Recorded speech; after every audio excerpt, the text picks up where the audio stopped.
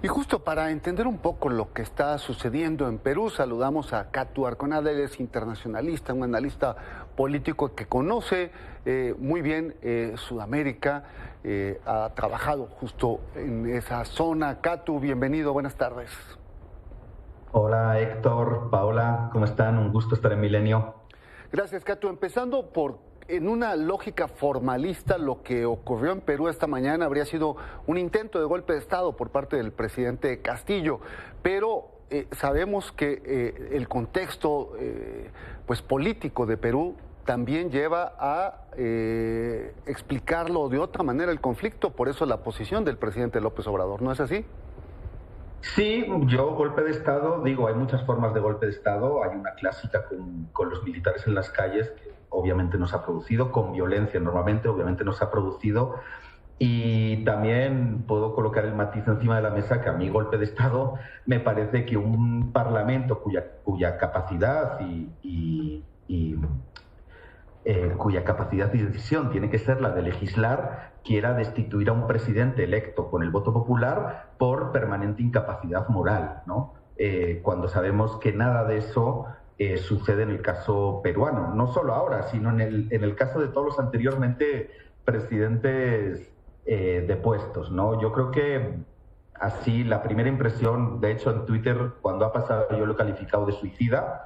Quizás no le queda otro remedio, quizás ha sido una última patada de ahogado, pero bueno, ha intentado algo porque el Congreso estaba a punto de destituirle, como digo, por permanente incapacidad moral. Es un artículo, el 113 de la Constitución, que faculta al Congreso, pues básicamente a quitar presidentes a su voluntad. Sí. Yo creo... Sí. ¿Cómo entender entonces la política en estos momentos peruana cuando venimos ya de 6 años, al parecer, de una crisis muy directa entre el Ejecutivo y el Legislativo, que ya se fue Pedro Pablo Kuczynski en 2018, que se fue Martín Vizcarra en 2020? ¿Cómo entenderlo ahora?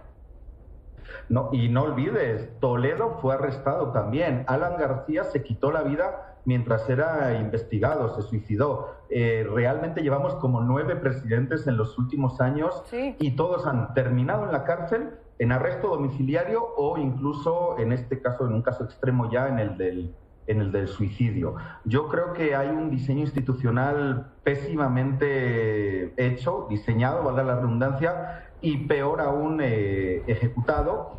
No olvidemos que normalmente, yo creo que para entender un poco Perú debemos entender que, bueno, en primer lugar en esta elección Pedro Castillo, el profe, gana como con 8.840.000 votos, 50.1, y Keiko Fujimori, su adversaria, la que derrotó en la hija del dictador Fujimori, a la que derrota en segunda vuelta, gana con el 49.9% de los votos, 8 millones. Es decir, estábamos en un escenario de polarización muy fuerte. Debemos entender también que históricamente Lima es quien ha colocado a los presidentes en el Perú. Las clases medias, urbanas y las élites políticas y económicas peruanas concentradas en Lima, que concentra el 35% del padrón electoral del país. Esta es la primera vez prácticamente que esa dinámica, esa casi regla no escrita, se rompe.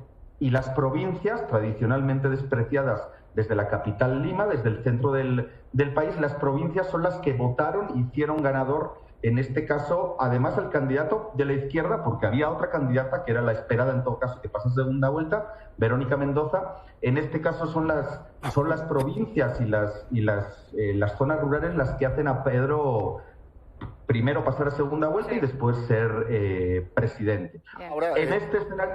¿Sí? No, te iba a comentar que, bueno, desde un inicio hay un conflicto muy fuerte del presidente con la prensa.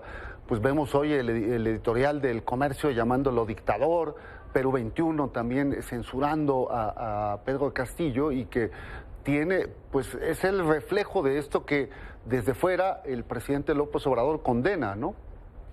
Sí, fíjate, Héctor, yo estuve en la toma de posesión el año pasado, en finales de julio, en la toma de posesión de Pedro Castillo. Yo me traje de Perú, de Lima, de esa visita, yo me traje un periódico que compré en un kiosco. Y ese día, mientras Pedro Castillo tomaba posesión, en la tapa de uno de los principales diarios de Lima, sensacionalistas, la tapa era Festín Comunista.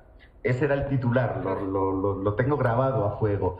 Sí, ha habido una polarización, obviamente impulsada desde unas élites que se negaban a reconocer su derrota con el voto popular y que, bueno, básicamente le han hecho ingobernable el país a Pedro Castillo desde el Parlamento. Pedro también creo que se ha equivocado haciendo un análisis crítico. Yo creo que él tenía dos opciones, dos caminos muy diferentes cuando él es electo presidente. Sí. El primero era sacar al pueblo a la calle a respaldarlo y concretar por lo que la gente votó, que era la convocatoria de una asamblea constituyente para reformar, cambiar la Constitución. La segunda vía, el segundo camino era intentar gobernar con las reglas del viejo régimen. Claro. Yo creo que Pedro intentó gobernar y no ha podido. Y por último, Dina Boluarte será el factor de cohesión entre pues esos dos grupos, la extrema derecha y la extrema izquierda que nos narras.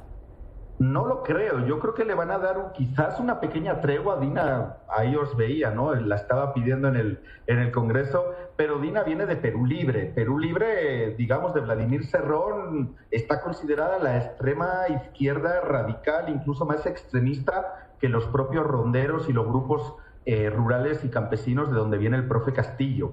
Así que yo creo que vamos a ver quizás una tregua que va a durar muy poquito, ¿no? Yo creo que el escenario ideal sería ir hacia una nueva convocatoria de elecciones y en el caso de que gane la propuesta o, digamos, las propuestas del centro, izquierda y la izquierda, concretar una asamblea constituyente. Si no, creo que vamos a estar ante una especie de empate catastrófico que no va a ser resuelto. Pero, insisto, yo creo que vamos a ver una tregua muy, muy breve. Bien. Muy bien, Cato Arconada, internacionalista, analista político. Muchísimas gracias. Gracias. Gracias, Héctor, Paula. Un saludo.